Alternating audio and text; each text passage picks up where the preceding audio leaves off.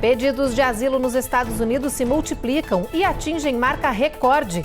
Brasileiros estão entre os que mais pedem refúgio. Na fronteira, com o aumento de passagem de imigrantes, Guarda Nacional começa a instalar cerca de metal em El Paso, no Texas. No Brasil, renovação de visto norte-americano de turismo e negócios tem queda no tempo de espera. Filho de brasileiros, deputado recém-eleito por New York, admite que mentiu sobre vida e currículo. E nevasca do século deixa mais de 50 mortos nos Estados Unidos e Canadá. New York segue em estado de emergência.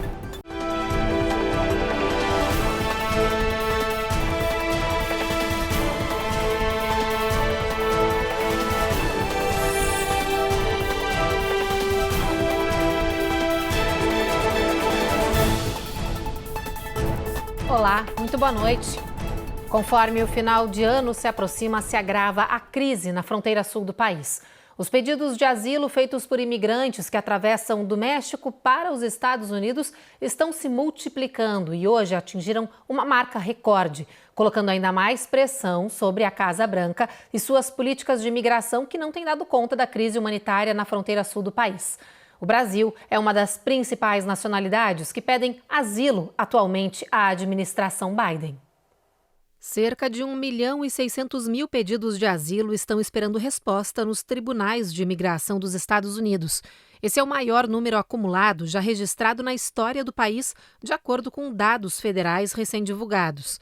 Para se ter uma ideia, em 2012, haviam cerca de 100.000 casos pendentes. Segundo o levantamento do grupo Syracuse, os requerentes de asilo são de 219 países. A maioria vem do Brasil, Guatemala, Venezuela e Cuba. Ainda de acordo com o grupo, hoje o tempo médio de espera para julgamentos desses casos é de 4 anos e 3 meses. Especialistas lembram que enquanto estão sob processo de asilo, os requerentes podem permanecer aqui nos Estados Unidos. Hoje, Flórida e Massachusetts estão entre os estados com o maior crescimento de casos de imigrantes que aguardam seus julgamentos. O venezuelano Elvin diz que a travessia é uma oportunidade única para melhorar a vida dos 4 filhos. Ele cruzou a fronteira com os menores e a esposa, mas por não serem casados oficialmente foram separados e enviados para diferentes centros de detenção. Depois, mandados de volta para o México. Ele diz que queria chegar legalmente ao país para ter uma vida mais digna, mas que não teve essa oportunidade. Por isso, repetiu a dose, fez o trajeto ilegal novamente e agora no Texas aguarda o pedido de asilo para permanecer no país. The majority of them are planning to, stay in DC or head up to New York. O governo do Texas continua lotando ônibus com imigrantes indocumentados e enviando eles para estados democratas. Nos últimos dias, mesmo em meio à onda de frio extremo, a prática continuou e centenas de pessoas foram enviadas usando poucas roupas para regiões com temperaturas congelantes, como New York e a capital Washington, onde os imigrantes foram despejados na rua em frente à residência da vice-presidente Kamala Harris. No Arizona vai começar a remoção dos contêineres que foram colocados de forma irregular, sem autorização oficial, na fronteira com o México. Os blocos foram instalados por ordem do governador do estado, que irritou o governo federal, que decidiu então entrar com uma ação na justiça pedindo a remoção. De um lado, a Casa Branca alegava que os contêineres alteravam o habitat natural de muitas espécies e invadiam terras federais, impedindo a ação de agentes da lei. Além disso, Joe Biden disse que a decisão de colocar as barreiras foi tomada sem autorização oficial. Do outro lado, o governador republicano do Arizona, Doug Ducey, disse que havia tomado a iniciativa porque o governo federal não estava ajudando a resolver o problema humanitário na fronteira sul. Agora, após semanas de uma briga acirrada, o estado e o governo federal chegaram a um acordo para impedir a ação judicial de seguir adiante. E o Arizona concordou em desmontar os enormes contêineres de transporte. O processo de remoção das estruturas está previsto para começar em janeiro.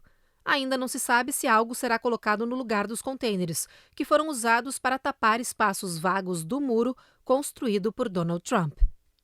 E enquanto os contêineres do Arizona estão prestes a serem removidos, outro estado fronteiriço, o Texas, começou a instalação de cercas na área de El Paso, que vê aumentar e muito o fluxo de imigrantes. A estrutura de metal está sendo colocada na região pela Guarda Nacional do Texas. A operação começou na semana passada e até agora mais de 2 milhas de cerca foram instaladas. A decisão foi tomada, segundo o governo do estado, por causa do acúmulo de imigrantes em cidades do norte do México, que estão prestes a invadir o Texas. Os agentes de imigração de El Paso revelaram que estão encontrando aproximadamente 1.500 pessoas por dia tentando cruzar a região. Além disso, há uma estimativa de que pelo menos 22 mil pessoas estão acampadas e prontas para fazer a travessia ilegal para os Estados Unidos. E nessa tarde, a Suprema Corte daqui dos Estados Unidos tomou uma decisão sobre a medida Título 42, que gerou tanta polêmica nos últimos anos na fronteira. Esse é o nosso destaque do dia.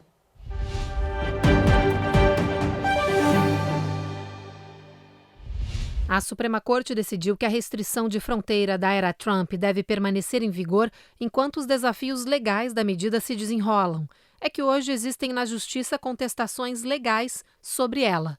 A controversa medida, conhecida como Título 42, garante que as autoridades federais possam continuar a expulsar rapidamente imigrantes que chegam pelas fronteiras dos Estados Unidos. 5 juízes votaram a favor de manter a medida ativa e 4 votaram para encerrá-la. A decisão é uma vitória para estados liderados pelos republicanos, responsáveis por fazer a Suprema Corte intervir na questão depois que um tribunal ordenou o fim da medida e o governo Biden disse que estava preparado para isso. O Título 42 está em vigor desde março de 2020 e foi implementado como parte de um plano de prevenção de Covid-19 em meio à pandemia. Bom, depois do intervalo, a gente fala sobre a polêmica da emissão de vistos de turismo e negócios nos consulados do Brasil. Depois de uma mega operação do governo dos Estados Unidos, se conseguiu finalmente reduzir o tempo de espera para conseguir os documentos. E ainda, o deputado, filho de brasileiros eleito aqui no país durante as últimas eleições, reconheceu publicamente que mentiu sobre sua vida e currículo para conseguir ser eleito.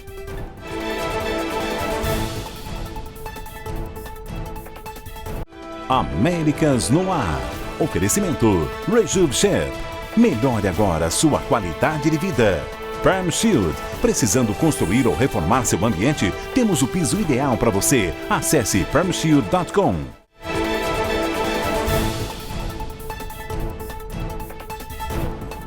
A fila de espera de entrevistas para a renovação de visto norte-americano da categoria Turismo e Negócios teve queda acentuada nos consulados do Brasil. Depois de anos de longa demanda e muito tempo de aguardo para a emissão desses documentos, a Embaixada dos Estados Unidos no nosso país informa que os serviços estão finalmente voltando ao normal. A Carla Marinho traz os detalhes dessa boa notícia para a gente.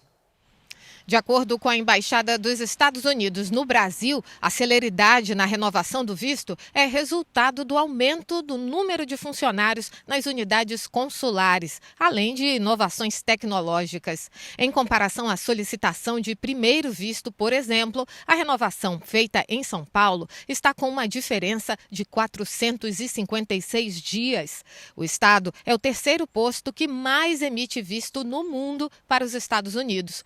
O volume de operações foi triplicado e agora o agendamento na capital paulista é de 35 dias, bem diferente do prazo no início de novembro, que era de 8 meses. A menor espera para o agendamento é em Brasília, com 20 dias, e a mais longa é em Recife, onde a data da entrevista pode demorar até 65 dias. Nos outros 2 postos do país, Rio de Janeiro e Porto Alegre, o período pode ser de até 23 e 56 dias, respectivamente. As renovações do visto de turismo e negócios representam quase 40% das solicitações desta categoria de visto em São Paulo. É preciso ficar atento ao prazo para a renovação. O consulado ele oferece a possibilidade de você renovar o seu visto sem a necessidade de comparecer pessoalmente a uma entrevista consular. Essa possibilidade, ela exige que seja protocolada a sua documentação presencialmente em algum consulado no Brasil, seja São Paulo, Rio, Brasília, Recife ou Porto Alegre, mas não precisa ser necessariamente você. Pode ser um familiar, um amigo, uma empresa, um despachante, alguém de sua confiança para ir lá fazer o protocolo do teu passaporte. E isso é possível se o seu visto ele estiver vencido há menos de 48 meses e se você tiver tirado esse visto após os 14 anos. Porque somente após os 14 que eles começam a fazer a coleta biométrica. Então, mesmo que você já tenha ido aos Estados Unidos, passado pela imigração, é importante que essa coleta tenha acontecido em um consulado brasileiro. E vocês se lembram do brasileiro que acabou de se eleger deputado pelo Partido Republicano de New York e que se envolveu numa grande polêmica depois de denúncias de que ele teria mentido sobre o seu passado para conseguir se eleger? Bom, depois de negar as acusações, ele finalmente admitiu que mentiu no currículo e na biografia. Agora, integrantes do Partido Republicano pensam em evitar que Jorge dos Santos assuma uma cadeira de deputado no mês que vem. Eu não sou um criminoso, meu pecado foi embelezar meu currículo, sinto muito. Foi o que o deputado republicano recém-eleito de New York, Jorge Santos, disse em entrevista. O comentário vem depois de uma investigação do jornal The New York Times, que revelou que ele enganou os eleitores sobre sua experiência profissional e histórico educacional. Durante sua campanha, o republicano afirmou ter se graduado no Baruch College e também disse que trabalhou para o Citigroup e o Goldman Sachs. Ontem, depois que o escândalo chocou os Estados Unidos, o filho dos brasileiros finalmente admitiu que ambas as coisas são falsas. Jorge Santos também mentiu sobre seu histórico da família, alegando que eram sobreviventes do Holocausto. Mentiu também sobre ter fundação de caridade, propriedades e empresas em seu nome. Agora, alguns integrantes de ambos partidos do país estão pedindo uma investigação e possíveis consequências ao recém-eleito deputado. Vale a pena o escritório do procurador dos Estados Unidos investigar isso, diz um congressista democrata também recém-eleito em New York. A imprensa norte-americana descobriu também que Jorge Santos tem um passado criminoso no Brasil. Em 2008, quando tinha 19 anos, ele roubou talões de cheques de um paciente que era tratado por sua mãe, que é enfermeira. Ele fez compras com os talões, mas confessou os crimes, e a justiça permitiu que ele não fosse preso. Today, I live that American dream. Mesmo diante de tantas denúncias, apenas um mês após ser eleito, Jorge afirmou que ainda vai tomar seu cargo e que não pretende abrir mão de sua nova posição política. É uma notícia lamentável, um caso lamentável, justo para um povo como o nosso, que faz valer aqui fora o trecho do nosso hino nacional que diz que verás que um filho teu não foge à luta. O nosso povo que é um dos que mais trabalha aqui fora, um dos que mais se destacam aqui fora, nós somos aqueles que mais crescemos e nos destacamos em posições notórias pelo nosso trabalho aqui fora, mas também nós somos aqueles que somos taxados como aqueles que dão um jeitinho, né? Aqueles do jeitinho brasileiro. Nós somos aqueles que conseguimos ocupar as duas posições de destaque, né? Aqueles que se destacam por um trabalho memorável e aqueles que se destacam também por estarmos envolvidos em maracutaia. De vez em quando estoura aí uma notícia, um esquema aqui, uma turma ali, uma quadrilha aqui. Isso é lamentável. E a gente vai seguir acompanhando. Bom, depois do intervalo a gente traz as informações atualizadas da tempestade de inverno que segue castigando boa parte do país. Mais de 50 pessoas morreram em decorrência do frio extremo no Canadá e nos Estados Unidos. E com o inverno rigoroso, que promete muitas ondas congelantes nesta temporada, a gente traz um alerta de cuidados com os pets por causa de um surto de gripe canina que já está sendo registrado em todo o país.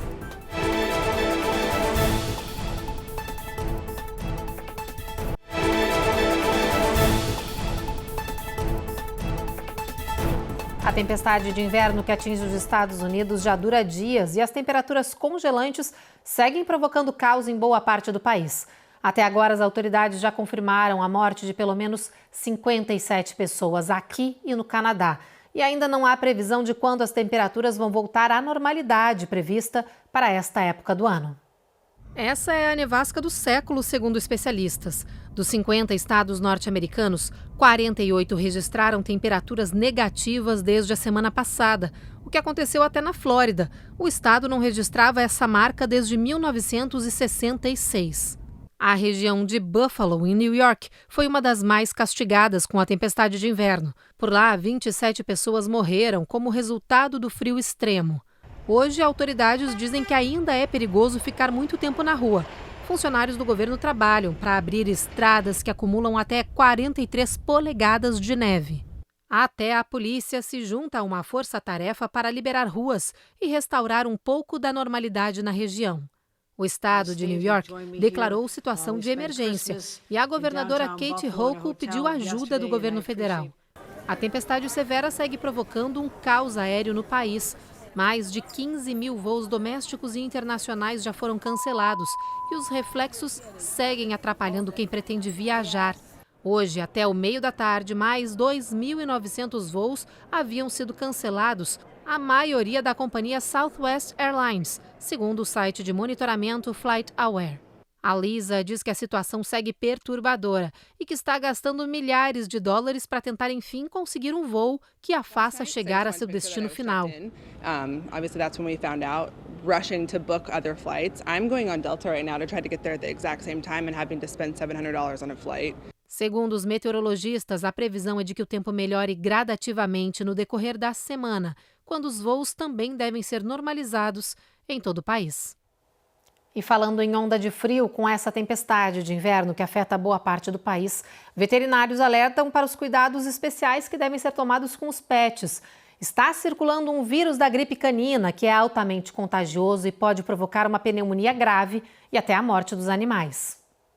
Os ambientes compartilhados por cães, como hotéis e pet shops, estão em alerta máximo no país. São muitos os casos de gripe canina reportados por causa das baixas temperaturas. Há surtos relatados principalmente no Texas, Alabama, Tennessee e Carolina do Sul. No ano passado, um surto grave da doença foi registrado na Flórida e centenas de cães foram afetados. A doença é altamente contagiosa e transmitida através de gotículas respiratórias. Os sintomas da gripe canina começam com febre, coriza e espirros, e depois passa para perda de apetite e letargia. Apenas 10% dos casos normalmente terminam em morte. No estado de Washington, abrigos de animais estão preocupados com a saúde dos bichos que vivem nas ruas. É difícil acreditar que alguém abandonaria um animal na rua com este frio, mas isso está acontecendo aqui, diz Eric. É o caso deste pastor alemão, que tem menos de 1 ano de idade e foi encontrado vagando em meio às temperaturas congelantes.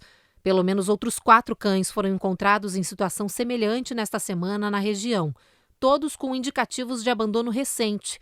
A Lulu é uma diabética de 12 anos e teve sorte de ser encontrada antes de colapsar com as condições extremas. People call and they're just so frustrated, they don't know what to do. A Janine, da Human Society, faz um apelo, pede que as pessoas que passam por dificuldades para não abandonarem os animais nas ruas e que entrem em contato até pelo número 911. There's always one way or another to get a hold of us. If nothing else, please call 911.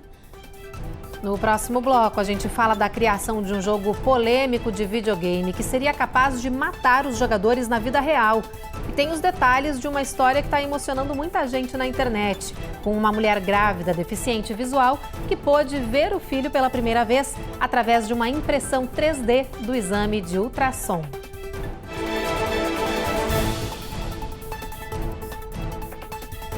Américas no Ar. Oferecimento Rejuve Chef. Melhore agora sua qualidade de vida.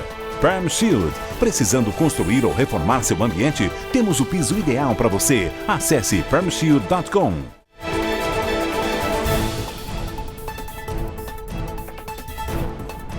Uma empresa está causando polêmica com a criação de um videogame de realidade virtual que seria capaz de matar os jogadores na vida real. O jogo ainda não foi colocado no mercado porque o criador diz que não tem coragem de testar. E claro, porque precisa de aprovação, o que certamente não vai acontecer. Mas essa história está dando o que falar e levantando mais uma vez a discussão sobre a segurança dos games que tanto fazem a cabeça da garotada. Agora a Eloá Orazen vai explicar todos os detalhes dessa criação tão polêmica pra gente. Game over. As barreiras entre o mundo virtual e o mundo real deixam de existir em um novo jogo de videogame que propõe a morte como fim. É isso mesmo. Quando o avatar é morto no videogame, o usuário também morre na vida real. A ideia do jogo é do empreendedor californiano Palmer Luckey, de 30 anos, inventor do Oculus VR, o óculos de realidade virtual do Facebook. Segundo Palmer, esse jogo mortal é chamado Sword Art Online e é baseado num anime japonês homônimo. Nele, os usuários precisam lutar contra dezenas de adversários em uma masmorra de 100 andares a fim de escapar do mundo virtual de um cientista louco. Caso o personagem seja assassinado no jogo, 3 explosivos acoplados no headset do usuário são detonados, matando instantaneamente o jogador. A chance desse videogame ser disponibilizado é praticamente nula. Primeiro, porque seu fundador, Palmer Luckey, diz que não tem coragem de testar o jogo, uma vez que a morte é quase certa. Depois, porque as autoridades dificilmente autorizariam o lançamento de um produto desta natureza. Mas ainda que fique só na esfera da imaginação, o game Sword Art Online ganhou as manchetes do mundo todo e levanta uma questão bastante importante. Por que, afinal, alguém jogaria um game tão autodestrutivo? A gente tem que tomar um pouco de cuidado ao analisar comportamentos autodestrutivos, porque, embora o ser humano faça diversas coisas que podem causar impactos negativos a si próprio, esses impactos não são os objetivos centrais do comportamento, eles são mais como meros efeitos colaterais. A nossa mente é programada para nos proteger. Então, tudo que a gente sente e faz tem uma função positiva de nos ajudar de alguma maneira. Portanto, quando falamos de uma pessoa que se propõe a jogar um jogo em que se você morrer lá dentro, você morre na vida real, por mais contraprodutivo que possa parecer, pode ter certeza que aquela é uma tentativa de se ajudar de alguma maneira. Notícias como essa ajudam a explicar, em partes, o rápido crescimento da indústria de realidade virtual, hoje avaliada em mais de 12 bilhões de dólares. A expectativa é que esse setor se valorize junto com o crescimento da base de usuários de jogos de realidade virtual, que deve ir dos atuais 27 milhões para os 46 milhões de usuários até o final de 2024, só nos Estados Unidos. Por que os videogames, em especial os de realidade virtual, são tão atrativos? Acho que podemos explicar isso com base em um fato sobre o nosso cérebro, que é a dificuldade dele de diferenciar realidade e imaginação. Vamos dar um exemplo. Quando a gente ouve um ruído estranho em casa à noite, a nossa tendência é sentir um medo instantaneamente, né? Mas pode ser que depois de alguns momentos a gente vai lá verificar e descobre que o ruído foi só o gato que derrubou um objeto. Aqui, nós tivemos uma reação real a um cenário totalmente imaginário, porque não havia perigo de verdade. E não precisa ter algo de verdade para o nosso cérebro reagir, até porque isso é uma característica evolutiva do ser humano. Imagina a gente vivendo na selva há milhares de anos atrás e a gente ouve um ruído. Se eu paro para analisar se é real ou imaginário, pode ser tarde demais. Primeiro eu me protejo, depois eu vejo se é real. Agora, trazendo isso para o videogame e para a realidade virtual, se a gente consegue ter uma experiência intensa baseada somente na imaginação, imagina que pode fazer um sistema de realidade virtual com uma série de estímulos atrativos e programados para te viciar. Muitas vezes a gente vai conseguir ter uma experiência que sempre sonhou ter, mas que nunca tivemos recursos para conseguir ter aquilo na vida real. E o cérebro vai ficar satisfeito do mesmo jeito. Que loucura essa história desse videogame, hein, gente? A Laura Azen trouxe a pauta pra gente e vai continuar acompanhando pra gente saber o que vai se desenrolar aí nessa história. Bom, vamos dar uma respirada agora e trocar de assunto, porque vale lembrar para vocês que nesse fim de ano acontecem os sorteios mais rentáveis da loteria norte-americana. Tem valor milionário sendo sorteado hoje, hein? Nesta noite, a Mega Millions vai sortear um prêmio estimado em 565 milhões de dólares. E os pontos de venda no país passaram lotados hoje. O último grande prêmio da Mega Millions, ou Jackpot, como é chamado, foi sorteado em 14 de outubro. Funcionários da loteria dizem que até hoje foram 11 jackpots vencedores de mais de $500 milhão. O sorteio acontece às 9 horas da noite, então ainda dá tempo de tentar a sorte nesse finzinho de 2022. Já pensou? Que legal? Bom, agora a gente muda de assunto de novo. Chega de falar de tentar a sorte aí ganhando um dinheirinho no fim de ano. A gente vai para a previsão do tempo, gente. Aqui no nosso telão, olha só. Boston, tempo encoberto, mínima de 32. Mesma coisa em New York e Washington também com a mínima de 26.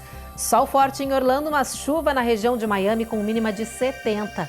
No Texas, em Houston, bastante sol, máxima de 74. E em Dallas, sol entre nuvens, mínima de 60. Em Seattle e em Washington, nessa região, muita chuva prevista para amanhã, 42 de mínima e 46 de máxima. Na Califórnia, a gente vê São Francisco e Los Angeles, boas regiões aí ao longo da costa oeste, encobertas, né, com muita nuvem, entre sol de vez em quando, máxima não passa de 65. E em Las Vegas, bastante chuva prevista, gente, mínima de 38 e 64 de máxima. Bom, e agora a gente troca mais uma vez de assunto, mas para mostrar para vocês uma história linda que está conquistando corações na internet. Muitas grávidas têm a oportunidade, de ver aí seus bebês na barriga com os ultrassons, certo? Mas essa opção não existe para mulheres com deficiência visual. Só que agora essa realidade pode mudar através de uma ação super simples que tem provocado reações emocionantes nas redes sociais. Olha só.